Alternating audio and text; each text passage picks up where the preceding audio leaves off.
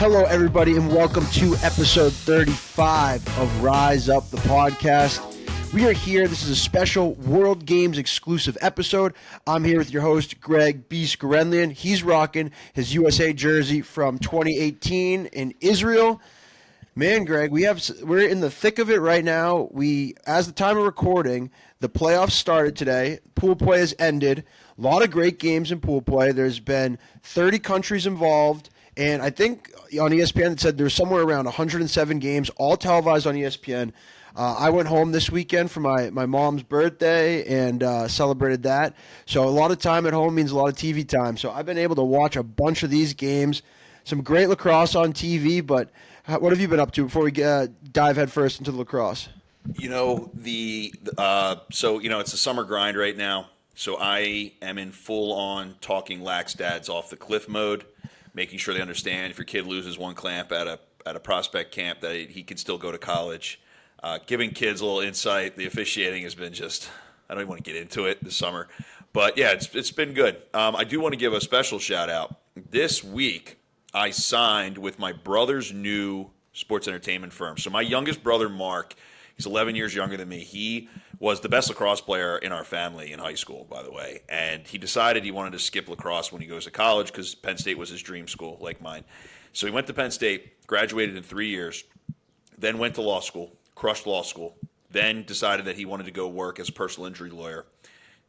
Outgrew that very quickly, got his doctorate, and then decided he wanted to become a sports agent. And anybody knows my brother, he is not like me. He is a warm, kind, fuzzy person at all times. There is no, whatever I am. And I was like, dude, you can't be a sports agent. You're not nearly a dick enough. Like, you're just not a killer. Dude, he went in, he built an entire arm of his firm. He started with NLI. He brought on a bunch of lacrosse players, signing football players, and now he has just broken free. And he's bringing a bunch of people with him, Gurenlian Sports Entertainment. So people were confused when I was posting how proud I was about it. No, I didn't start my own sports entertainment firm. I would never do something that ridiculous. But my brother did.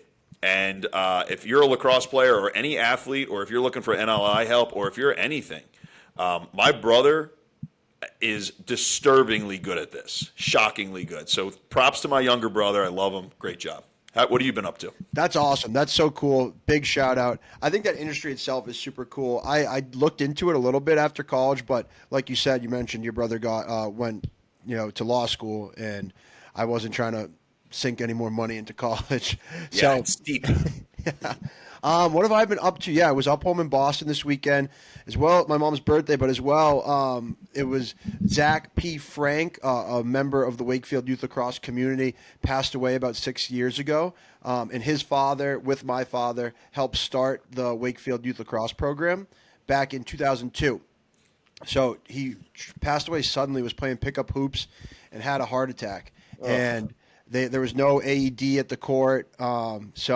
Yeah, it's really sad, but Wakefield Youth Lacrosse does a great job every summer. We get together and we play a 3x tournament, and super fun. A bunch of people he went to college with come back. The town of Wakefield rallies around it. So really cool, really fun. Seen a lot of old buddies that I grew up with, and it's a great way, to keep his memory alive, and I think that's what's most important. That is important. That's awesome that you guys are doing that. That's really terrible for his family, and I'm glad that you guys are sticking together and doing that for him. And I also wanted to give another shout out, RJ, our boy RJ over at PLL #Sports Award. This isn't the first award that PLL has got. This is in the Engagement Academy, and obviously, if anybody knows RJ, we love him, man. Just in the sport in general, the amount of energy he brings, what he has put into the sport of lacrosse. He is a very valuable part of the PLL, and apparently Nakai Montgomery gave an incredible speech at it about the direction of the sport. So shout out to those guys. Awesome. Another feather in the cap for the PLL. So good work, guys. That reminds me, on my 3x team at the tournament was our boy Joe Keegan, his younger brother, and my younger brother. And I thought Can Keegs ball? Excuse me? Can Keegs ball? Oh, yeah. Oh, yeah. Absolute grinder out there. It was so funny. We lost in the first round of the playoffs. tragically. But the team we played had one of the kid who passed away's cousin who played girls lacrosse at BC, so she's good.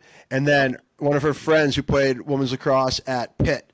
So, and Joe and one of the girls both sold out for a ground ball in like 3-by. It was awesome. It was true playoff mentality. But we got the short end of the stick, but we fought hard. We had fun. But yeah, I thought when you guys play 3-by, is it like speed lacrosse like Casey Powell does?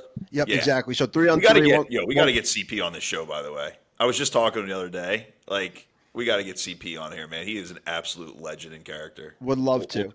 I'll text him after the show. We'll get on that.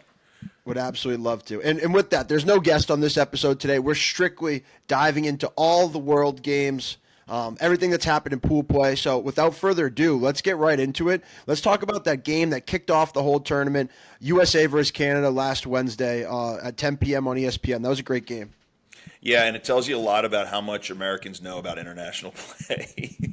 Because Lax Twitter was like, this is so boring. I'm like, yo, you guys have no idea how spoiled you are. If you're new to the sport within the last 5 years, you have no idea how good you got it.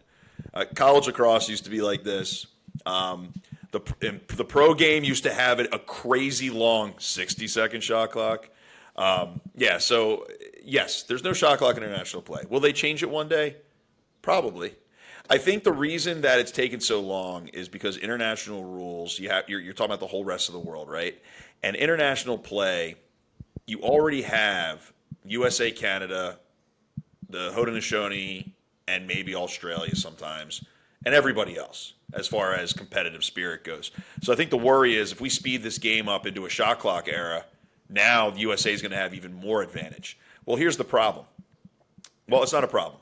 When you watch the first game, here's the first thing I noticed, obviously, Sibes, was the face-off mechanic. They went back. The rest of the world, all of World Lacrosse, decided in 2019 they saw the way that the PLL officials lined you up with their foot. They said set, and then they backed out and blew the whistle. The whole rest of the world was like, that's the way you should do it. For some reason here, we totally decided not to do it anymore. But it was cool to see, but also that means that USA is going to murder everybody for about a year or two.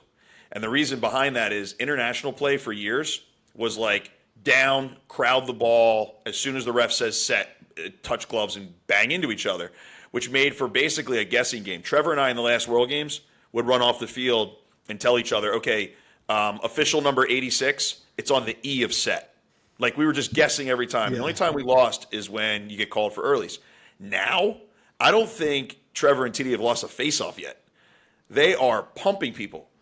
So when you don't have a shot clock, that means you can't beat the USA because they're going to win the face-off, they're going to hold it, score, and then if you don't win the face-off, you might not see the ball for 2 quarters. I don't want to jump ahead to different games, but that you just reminded me. Did you watch the Haudenosaunee USA game? Yeah. So that game, one of the Thompson brothers was taking face-offs. Could you see that he was just looking directly at the ref the whole time? Just trying to guess. People wonder why that happens, and it's because in box, the referees hold their hands up. And when they blow the whistle, they bring their hand down. So in box play for years, they all stare. All of them do. If you watch the NLL, all the Americans do the same thing. But there is no hand signal in outdoor international play. So all it really does is put you out of position. Your body weight's going this way and your hand's going that way. But people were wondering, so in that game, Jeremy Thompson changed his stance to something that looks completely chaotic. However, there is a rule in international face-offs where your body can move before the whistle, but your hands can't. So what he does is he spreads out, and it allows him to start rolling his body, and then as soon as he hears the whistle, his momentum carries him in, and it helped him win a couple face-offs. Interesting. But having a space between set and whistle gives USA a massive advantage this year because just the whole rest of the because world of Trevor and TD's hand speed. Yeah, like because our technique. Look, we pioneer face-offs here in America. We dictate the technique and all that stuff. Got it. The rest of the world is still trying to catch up based on the resources that they can get from us. So when you have the 2 best all-time, arguably, college face-off guys ever, and when all is said and done, in my opinion, Trevor's going to be the greatest face-off man of all time in the pros. going against the rest of the world who are still trying to get used to the fact that as soon as they hear set, they can't just go. If you watched, Thompson went early like 8 times in that game. Yeah. And that's why, because they're so used to that. Now, that game overall, though, might have been, I mean, it was very obvious the electricity and the jitters of that game because it was real sloppy for an America versus Canada game. Yeah, so let's get back to that game. It was the final score is 7-5 USA. Yeah. The United States held Canada scoreless until I think about a minute left in the fourth quarter.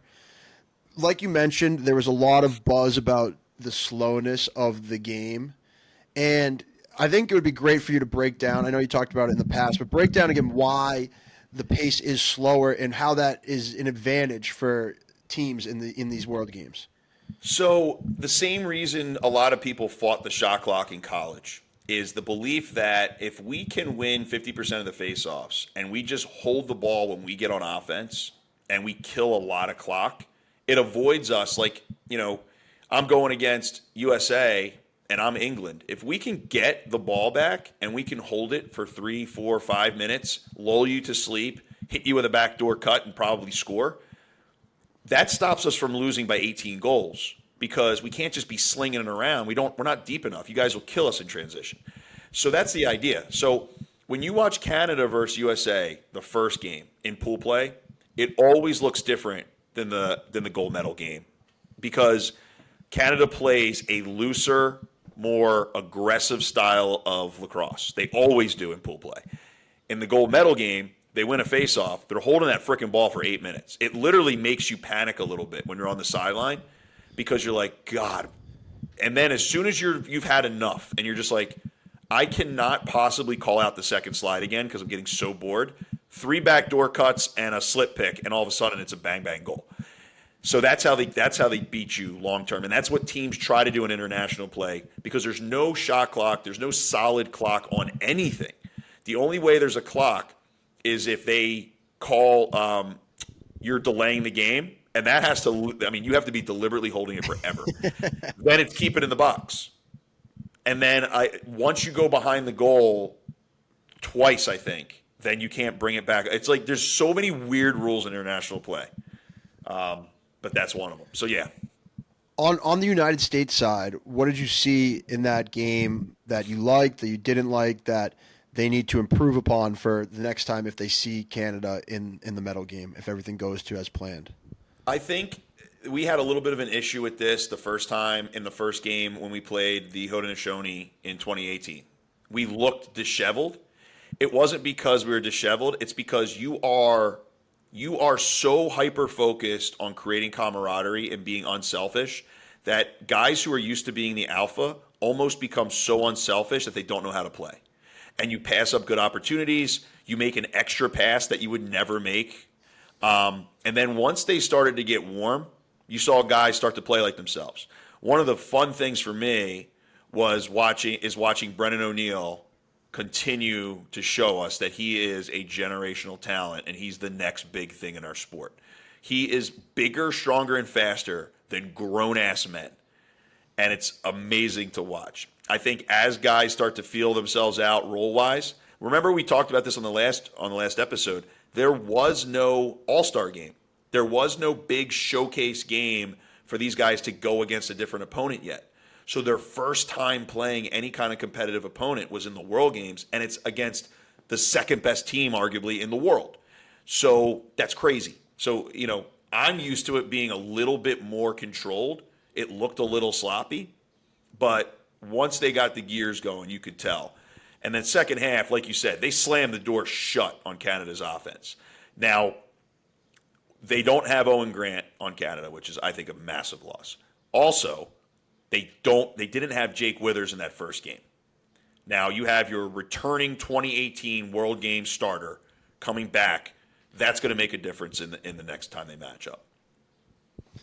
Absolutely. And I think, some players in the U.S. seemed a little banged up throughout pool play. I think, Earhart took a game off. I think Schreiber took a game off. I mean, those are huge pieces. But back to your point on Brendan O'Neill, if there was anything to validate the selection of him being on the team, how good does he look, especially coming out of the box? He doesn't need to be a ball dominant player, which he's showing. Like, yes, he's carrying the ball and taking his man, taking his matchups, but he's playing so well within the system. He's not trying to do too much, and he's letting the game come to him. And when he's getting his chances, he's, like you said, showing that he's bigger, stronger, getting topside and hammering jump shots from 12 yards. I think he's benefiting a lot from Dino being the head coach because that's his head coach in college. It's a great point. He knows exactly what's expected of him. He knows exactly what an offense that is run by Coach Haudenosaunee should look like. And, he's doing what we thought he would do at the college level and international level. And we laughed about it early in the spring season when you're like, oh, people are saying that he was a bust. I'm like, anybody who says that, their social media account should be automatically shut down, and they shouldn't be allowed to talk at the dinner table for like a year because it's the stupidest thing you could possibly say. So, yeah, he's doing a great job. I think other parts, too. Like, this is a very good mix of veterans and rooks in this World Games, and I think it's pretty cool. Like, even the face-off position. This is TD's first World Games. Trevor's been here in 2018. Trevor's now a veteran. It's great. And I think the camaraderie is pretty awesome up and down on this team. And then you have Jack Kelly and you have Blaze Reardon. I mean, that's phenomenal. And I think it's great balance up and down. What did you notice the most that people aren't talking about in that first game? What did I notice the most? That's a great question. I thought, and this could just be me watching the game, I thought is there less room behind the cages in international play? Yes. Okay. Yes. Goals are further apart, I believe, and there's less room behind the cage. I didn't check the dimensions of the field, but to me it looked like that there's far less room behind the cages, and it led to, I think, like less two-man game behind, more initiating from up top. Because defensemen were able to kind of press guys out to the goal line. It's funny, too, watching. Some of the fields have fences like this far away from the end line. I'm like, someone's going to get put into the first row back there. Well, you mentioned the two-man game, which if anybody was watching, Quint said the most transformative thing I've ever heard in lacrosse on a broadcast. He said that Canada is keeping the two-man game a secret until the gold medal game. As if, like, in the first possession, Josh Burns going to set a pick, and all of a sudden, Jesse Bernhardt's going to go, holy shit, they kept it a secret. What do we do? I know we like to give Quinn a hard time, but I get what he was saying. He's actually right. Is, like I said earlier, Canada does play a different brand. They play a different brand. They're not keeping it a secret. They're just not pulling out all the stops, and they're not playing the pace of play that they're going to play in a gold medal game, which is going to be so slow that people might turn their televisions off. That's the kind of game Canada wants. They need Jake Withers, Ignacio to win just enough faceoffs, and they need to be able to hold the ball for 5 minutes at a time to take out that defense. I'm actually surprised overall, though, with Canada. I really expected them to be better, just like top to bottom as a team, but maybe they're sandbagging us. Who knows? Maybe there's some rope-a-dope going on. So that brings me to the next point I was going to bring up, and I was going to transition to talking about more so the Haudenosaunee as a whole and how they've done in pool play. I think a lot of the broadcast, people alluded to, they're playing for the bronze, and they've never beaten USA or Canada, I think, in pool play, or I don't know, in the last. So I heard something along those lines. And they lost to USA 9-7, and they lost to Canada 8-7. I think the biggest question mark out of them was their defense. They have Zed back there playing pole. You know what, though? Zed is a freak. Correct. Can we talk about how awesome Zed is? Dude, the PLL, he was an MVP in the PLL as an attackman. He's one of the best players in the world as attack. Dude, he could easily be a PLL All-Star on defense, too. Now, here's the thing, too. This program has had moments like this where everyone thought that they were going to blow the doors off. This was going to be the time that they take that step. I remember in 2014, Quint, Kark, all of those guys, that was their squad. They wanted the Iroquois, or that's what they were called at the time, to beat us so badly. The fans were stacked, and we went up 12-0. And we were like, oh, man, poor Quint. But the difference now, I think the Lars Tiffany effect is very evident. And Scotty Marr does a great job. 100%. But specifically on defense, Lars Tiffany has such an incredible defensive mind. If you don't think that his number one goal is to put them over the top and beat Canada or USA, you're out of your mind. He is living for this right now. It means a lot to him. And he's obvious. Zed is a perfect example of whatever you need. 100%. But, it would be very hard to convince an American to do what Zed's doing. And, or it'd be very hard to have someone do what Zed's doing. Yeah. Could you imagine that? Hey, Rambo, we need you to actually go back there and play some shutdown physical defense for us. Well, it's so He'd funny. try. It's so funny too because Zed and Rambo are line mates on the Whipsnigs, and Zed was covering him. How crazy is that? But wait till everybody starts trying to trade for Zed just to have him play defense. So they took those two losses, like I mentioned. They beat England 18-5, and they beat Australia 10-6. Do you see them, testing, if they make it to the semifinals, getting another shot at either USA or Canada? Like, do you think they have a chance, or do they show, their best hand? No, I think they absolutely can beat Canada if they play them again. I absolutely think that. I think it'll be interesting. They're not going to play USA till the final because they're going to be ranked third. So they'll play Canada before they play America in that bracket, which, by the way, the bracket is awesome, and we'll get to that. I just love this format so much more. It is really cool. Lastly, I think before we talk about the bracket and some other games as a whole, do you want to go into kind of Canada? I guess we already kind of talked in the initial game, but I think you mentioned you weren't as impressed with them.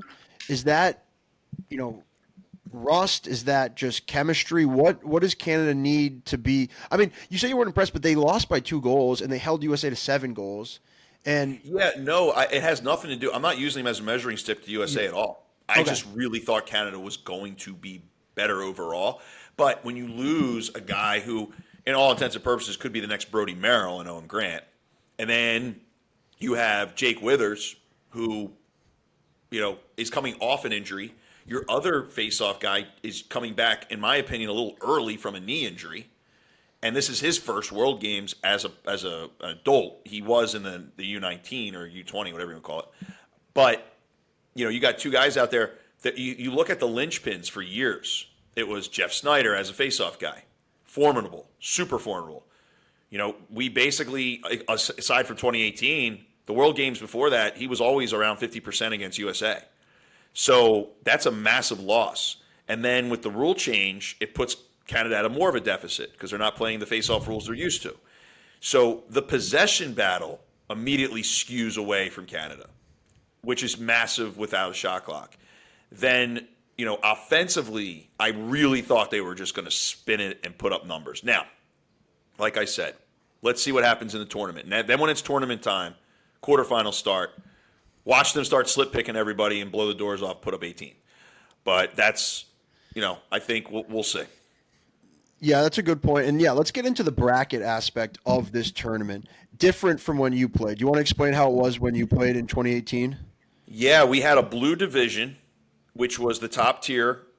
You played basically 7 games in 10 days. And then, so you play your 5-game pool play. If you're number 1, then you get a bye, or number 2, you get a bye to the semis. And then you play whoever's left for the semis. So you essentially play 7 games. Got it. Now it's going to be different. Now you have the 5-team blue.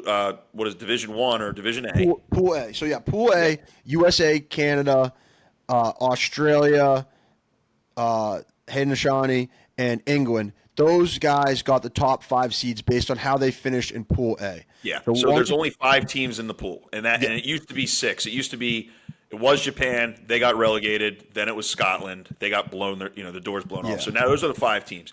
All 5 of those teams are, because they're in the A division, are going to be in the playoffs. Correct. And then USA and Canada, top 2, got byes to the quarterfinals. Yes. And we saw England was the 5th seed. They played 12 seed Puerto Rico, who I think going into the tournament, Puerto Rico had a little bit more hype. They stumbled a little bit in pool play. And they took England to overtime, and England came out on top today in overtime over Puerto Rico. And then we have tonight Australia plays the Netherlands, and that's going on right now actually. And the Haudenosaunee plays Hong Kong. I think the And spread for that was 8.5. Australia versus the Netherlands, and I feel like they're going to cover. someone told me to look up the lines. They didn't have it on DraftKings in New York, in the state of New York, so I wasn't able to have any action on there. But in another playoff game that we saw happen today, Japan played Germany. And I'd love to Yes. talk about Japan a little bit more. They absolutely rolled in their pool. They played Japan. They won 9-5. Let me double check. Might be 9-4. They won 9-4. So, little bit of a reality check for Japan. I talked to some people at the tournament. They said that Japan's pool was a little easy for them. But just let's talk about Japan as a whole. Japan is the team that would have been in the blue division. They would have been that sixth team in the blue division if we were still going by the old FIL rules. But because it's World Lacrosse and we changed the bracket system, they're in a separate pool. That's all. And look, they can't help that. So they just went out and they took care of business exactly the way you and I said they would. I said they were going to tear through that division. They beat Germany. You said, what was it, 9-4? 9-4, correct. Yeah, that's another step towards their goal. And now they're going to go on to the quarterfinals of And this. they'll play the winner of Haudenosaunee and Hong Kong. So I'm assuming they're going to play Haudenosaunee, and that's going to be a great game. It's going to be a fun game to watch. Awesome. It's going to be awesome. And Japan deserves this because they've been coming up for years, man. They'll go anywhere in the world. They'll play anybody. They've hosted the FOA. We've gone out and done dozens of face-off academies out there. I mean, it's an awesome culture, and they're rising quickly, which is very cool to see. It is very cool to see. And I think another thing to touch upon is that every single person on the Japan team is from Japan, which I think is really cool. Yes. The World Games rules allow 4 non-passport players on each team if they have a grandparent who was a citizen, I believe. Yeah. I looked into that a little bit because, funny, I saw Connor Fields on the Canada roster, and I was like, he's not Canadian, but he must have a relative or must be a dual citizen. There's a little Yeah, Dave Earl did the same thing. He was on Team Canada. He had dual citizenship. And the rules are a little loose because they're just trying to fill teams. And I get that. I remember when, like the Team Israel is just like mostly just American dudes from New York. You could play on Team Israel because you married in, right? Oh, could I? That's a rule. I saw it. I Googled the rules because I was like, how could I get out there? And one of the rules was if your spouse is a citizen. But Oh, I mean, Jenny's not a citizen. But I think if you're Jewish, aren't you a citizen of Israel? I don't know. I mean, I think you'd have to ask the people that check your passport. Yeah, no, I don't know, but I'm going to look into this. I mean, I have Hebrew on my leg now. So didn't Max Sebald play for Israel in 2018? yeah, but Max and his family are Jewish. But does he have a Israeli passport? I don't know. I'll have to text him and ask him. But I guess to round I'm not saying that I'm going to do it. I'm just saying there's a chance in 4 years. Yeah, to round that out, though, back to my initial point, it's cool seeing everyone from Japan being on that roster and how well they're doing. Sometimes you hear on the broadcast, if you've been watching, they say, there's X amount of nationals on this team, people from there. I think, the Italy team they're playing right now, they're losing to Jamaica 4-2. But Let's go. Sorry, I know you like Italy, but I know, dude, I want Jamaica to win the whole thing. But they have, I think, like 12 nationals on the team. But then they also have it rounded out with a lot of really good players from the U.S., which I think is why they're doing so well. They went undefeated in their pool play. Shout out my boy Cooch and Harry Delafair and John Piatelli. They're playing attack together. It's fun to watch. But it's a hell of an attack group. Yeah, it's an awesome attack group. And then they have Zach Cole taking faceoffs, and they have DeLuca in the cage. That's a recipe for success. I mean, not against Jamaica. 4-3 now. Third quarter, 7 minutes left. 7 minutes left. But Jamaica, speaking of, another team that had a great pool play run. as well as Israel. Israel Ireland plays tonight at 10 p.m. I'm excited to watch that later. That's going to be a great game, I think. Yeah. But just the whole point of the bracket, having the possibility of these matchups is so cool in the quarterfinals. Like if Israel, the winner of Israel and Ireland plays USA, that's awesome. That is awesome. And the I winner of mean, and Italy that's the cool thing Jamaica, about this, dude, is remember you had said on the last thing, I had no idea they changed the format like this, and you were like, there's no chance for USA to play, whatever. And I was like, nah, unfortunately. Now we're going to get to see international matchups we never would have saw. It's so cool. so right now, looking at the bracket, the way it shakes out, do you think semifinals is 1, 2, 3, 4 between USA, Canada, Haudenosaunee, and Australia, or do you think we get one of these teams from different pools in the semifinal round? I think Australia is vulnerable. If I had to pick one of those teams, I think Australia is vulnerable. So the path there it would be England versus Australia in the quarterfinals if Australia beats the Netherlands. Yeah. But I You don't think England's going to beat them. But that would have been the most. you don't I mean, think Japan obviously, has a shot against the Haudenosaunee? what do you say? You don't think Japan has a shot against the Haudenosaunee? I don't think so. Based on I don't know if Japan can stop their offense. I don't think they can. I don't think they're physical enough to stop the offense. Yeah, it's funny you mentioned physical because that's something I've noticed a lot watching the Haudenosaunee is they aren't doing quick COD dodges. They're They're hounding. backing their asses up into. You see that goal that Austin Stott scored against Stotts Rowlett? is a monster. I mean, he just threw his shoulder into his chest, stepped back, and hammered one top right. And That was a quintessential Max Sebald move. Max used to go full dodge, lay his shoulder into you, and then as you're stumbling back, just rip it right past your ear.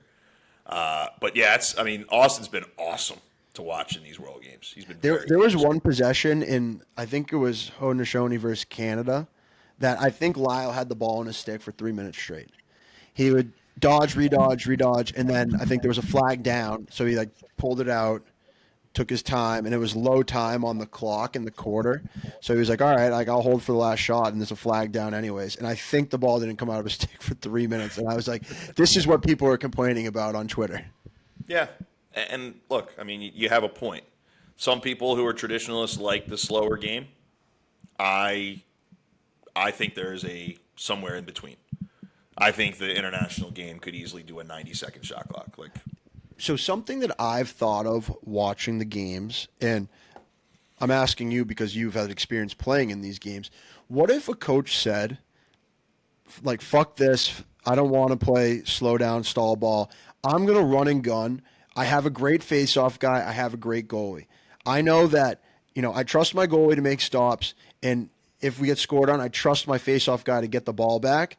Let's push tempo and try to make these teams uncomfortable and defend us. welcome to the entire pool play except when we play Canada.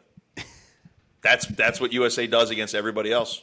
Yeah. We are confident we're going to win faceoffs. We're confident that if you wanted to try to run with us, that we could outshoot you, and we kind of play a little bit looser. But because it's harder than ever for Americans to play that way because the PLL is so fast now. Now you make a 32-second shot clock after a faceoff. Well, it's the fastest it's ever been. It is impossible to turn those brakes on unless you train. And that's why I loved what Dino did when he came in 2015 to start training the team for the World Games 2018.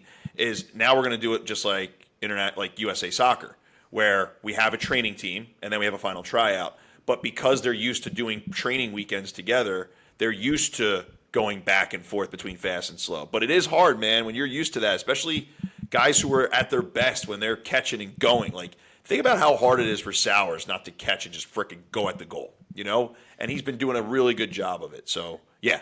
So you think if USA did try to play that run and gun style versus Canada, it would be playing into Canada's hand, and it would play into Canada's hand. Okay.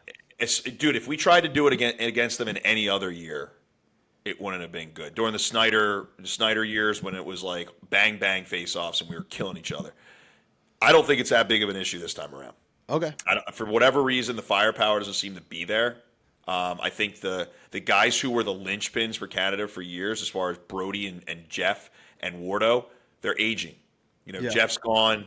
This is definitely.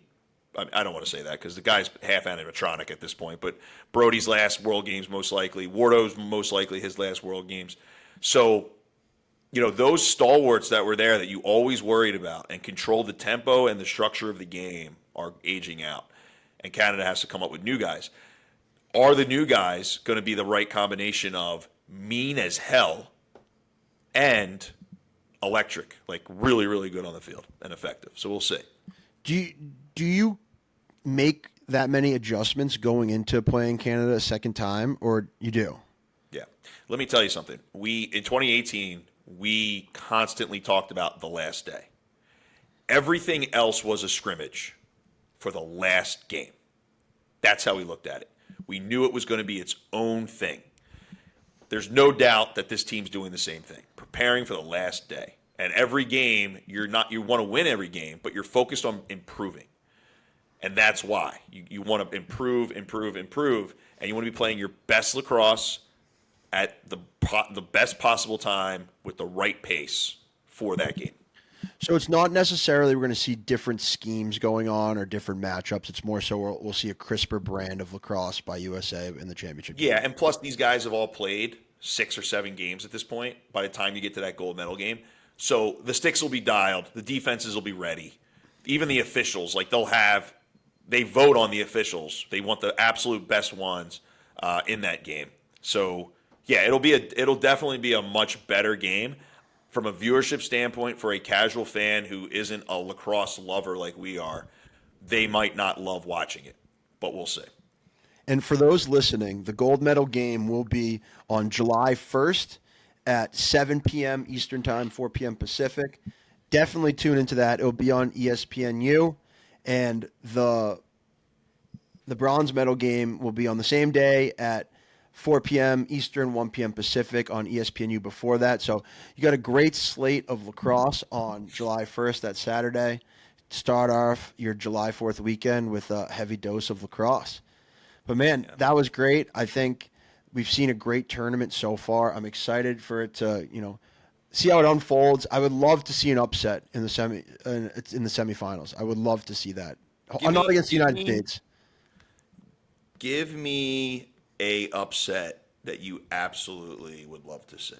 Well, I would have loved to see Italy upset Canada in the quarterfinals, but right now Italy is down to Jamaica 6-3 in the third quarter with 1:43 left. So if that is the case and Jamaica holds on, I'd love to see Jamaica upset Canada. And either of those two teams. Dude, if that happened, the lacrosse world would be turned on its head. On its head. I mean, look, I love I love a lot of the guys on Canada, and I love Jake Withers and Anasi like brothers. But that would be unbelievable.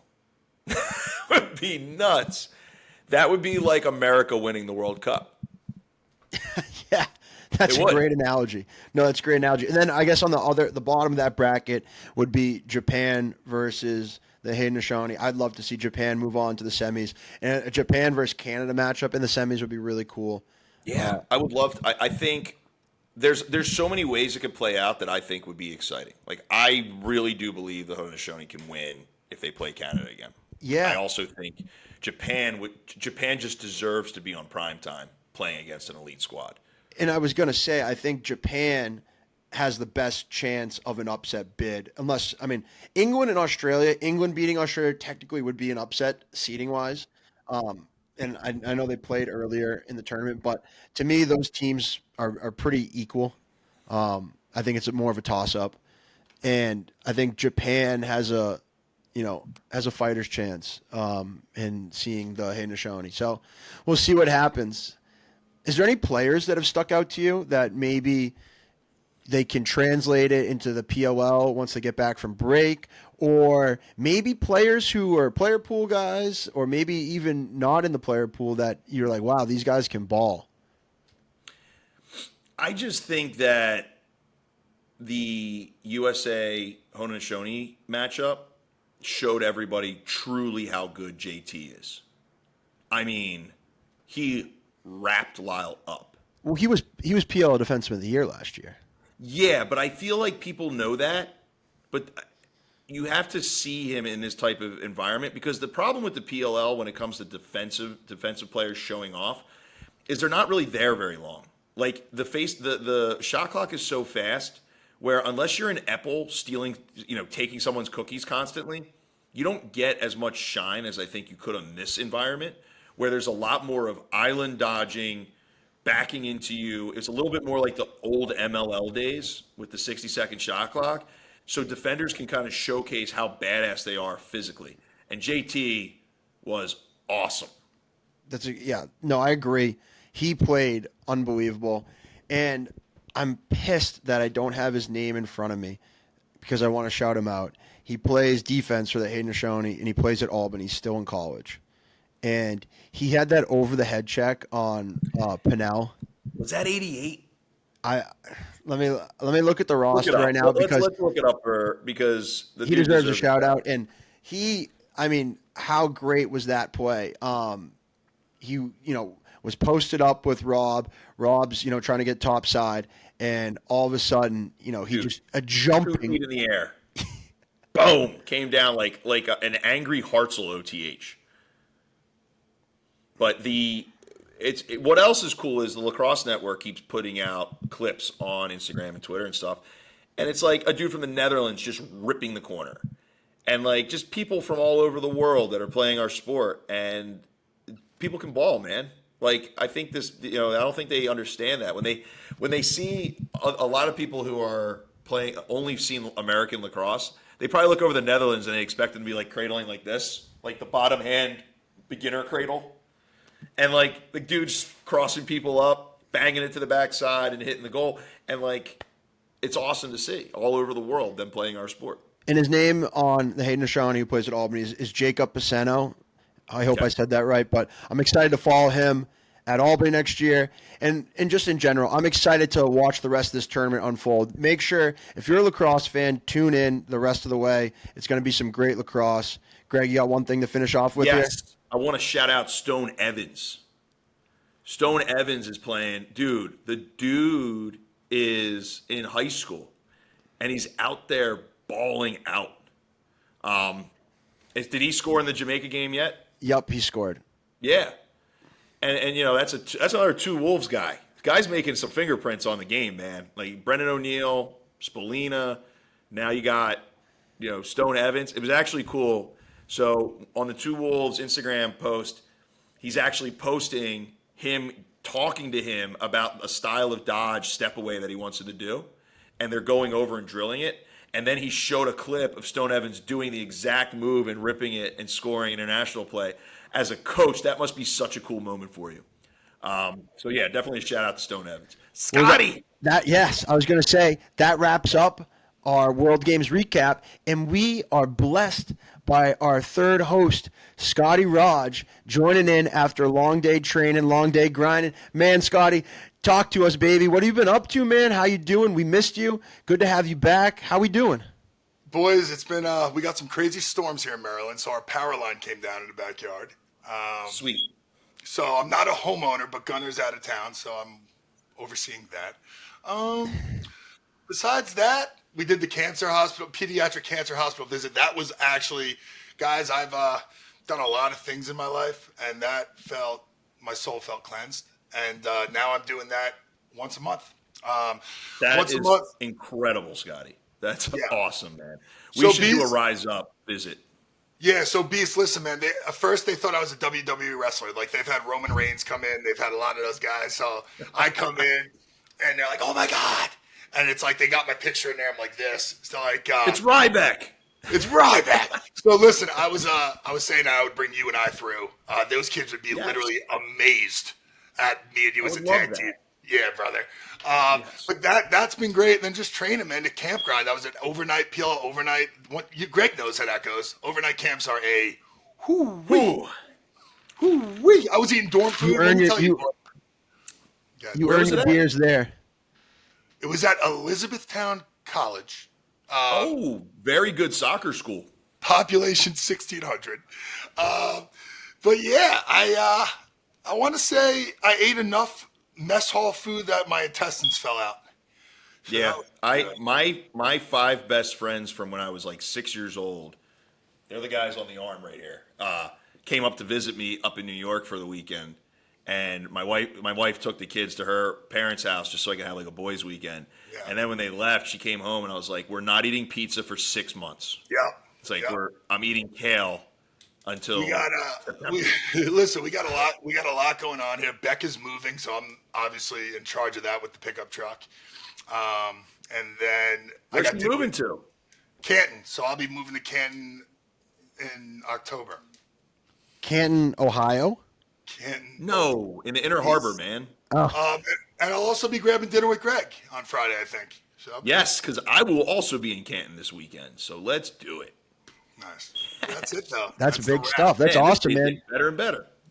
So, Scotty, tell us a little bit more about the work you're doing with the lacrossing out cancer and visiting the pediatric hospital. So, are these kids? They're all kids, right? Yeah, dude. Listen. So for me, it was really crazy because one of the kids I visited, this kid Colton, his buddies were on. They all keep up with him through Zoom and all that stuff. So he had like 4 kids on the Zoom when I walked in there. His mom starts crying. We signed a couple shirts. I start talking to his buddies at the PLL. Dude, the PLL's reach right now, it's more than we think. Us as pro athletes right now, I think they're looking at guys like Greg and I like superheroes, but we kind of paved the way for what it is now.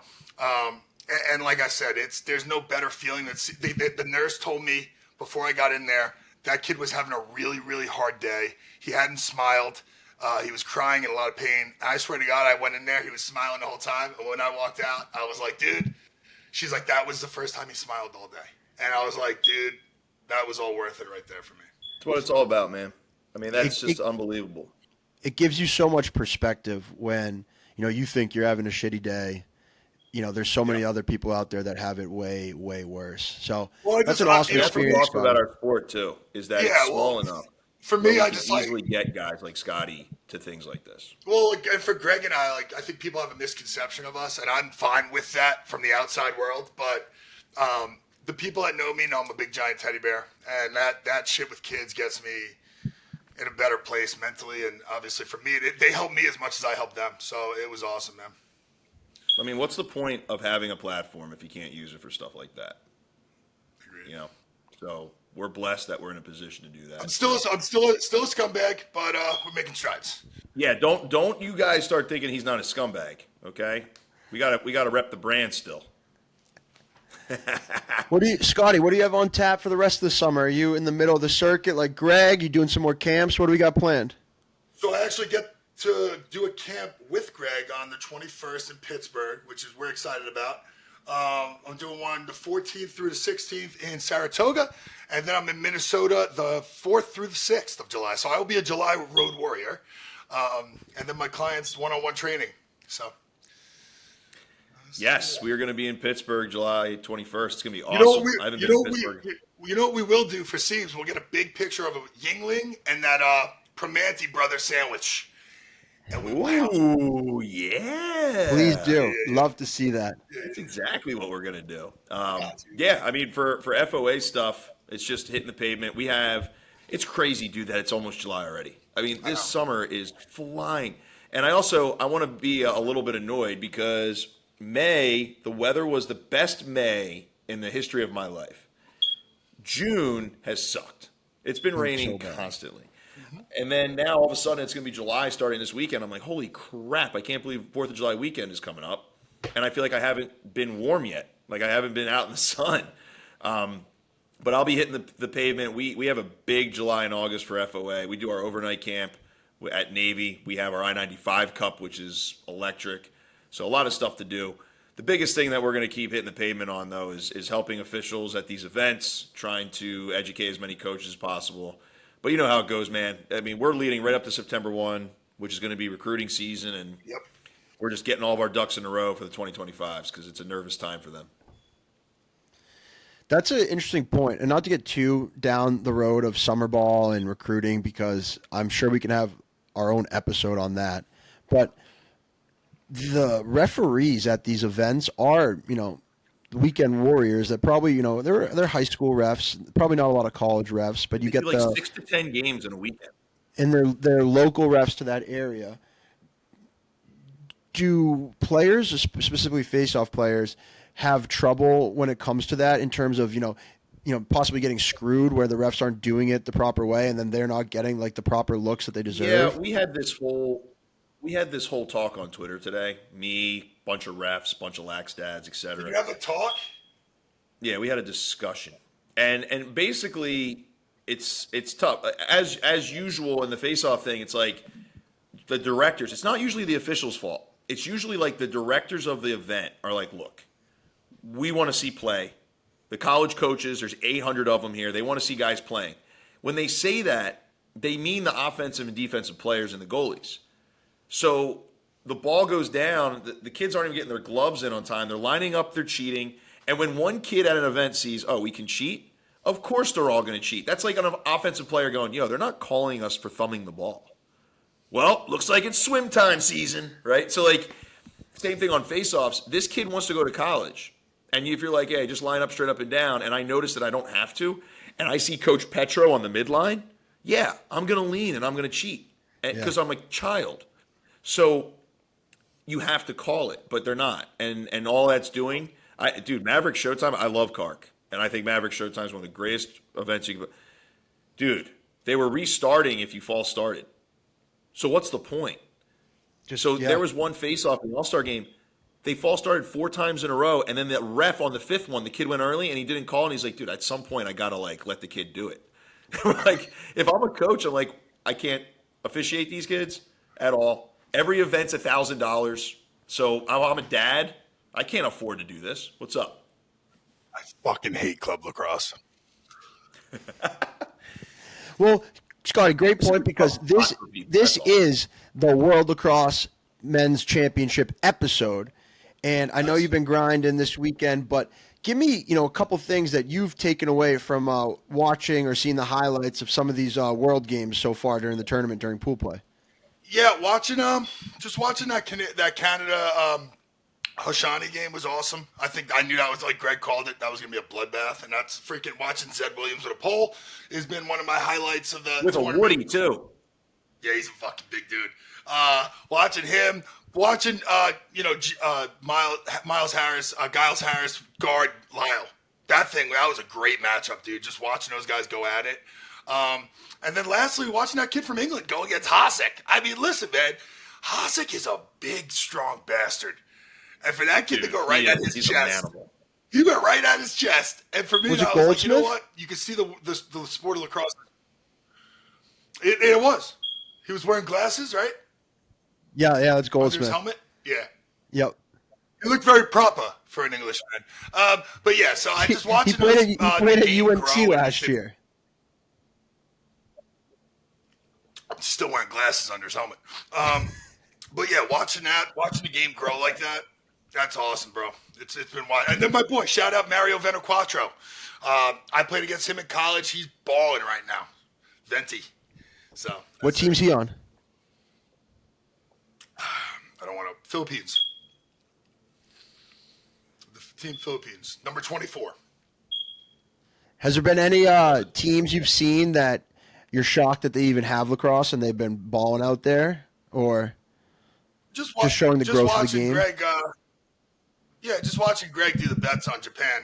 That's been great in our group chat. Watching him take the goal scoring, and Siebes is really into it right now. I was just saying. I was saying earlier. There's no lines. They make me bet in DraftKings, but I'm killing it. So I can tell you guys a quick story real quick. When we played the Japanese national team in 2010, we were all hungover as shit. We just came off a national championship loss, and these guys were cutting off ball. I'd never seen some off ball movement. Dissecting you guys. Dissecting our Notre Dame team defense, and we had guys literally throwing up on themselves. It was rough. I think I got pulled. I think they have a rule that their offense, after they pass the ball, I think they just run around the net. like they pat like an adjacent pass, and they do a lap around the net. Well, they have no shooting I love strings. it. They have no shooters in their stick, so it's kind of fucking wild and tight. It's wild in there. Wow. I actually, Hey, man. Scotty, did you ever do that trip over to Japan with the PLL or the Pro Lacrosse? No, I was banned. Well, I've heard that they have a lacrosse bar in Tokyo, like a lacrosse themed bar in Tokyo. They love lacrosse, which is just awesome to see. And it shows why they've gotten so good. Sibes, really quickly, I tried to arm wrestle the whole Japanese national team at a banquet, and Coach Corrigan told every coach to never let me back there. So Yeah, you've been excommunicated from Japan. Beer muscles are real. Well, fellas, any last thoughts, expectations for the rest of this tournament? Give me your prediction for championship game champion, and you can be as much a chalk as you want. I think Team USA by 3 versus against Canada. Yep. Yeah.